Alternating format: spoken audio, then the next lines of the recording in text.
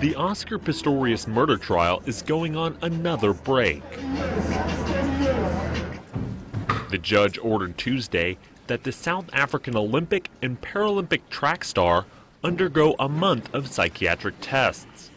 The tests are to find out whether Pistorius was criminally responsible for shooting dead his girlfriend last year. A psychiatrist appointed in terms of the provisions of Section 79, subsection 1B(1), inquire into whether the accused, by reason of mental illness or mental defect, was at the time of the commission of the offense criminally responsible for the offenses charged, whether he was capable of appreciating the wrongfulness of his act or of acting in accordance with an appreciation of the wrongfulness of his act.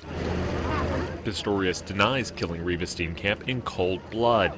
He says he shot at what he thought was an intruder in his home.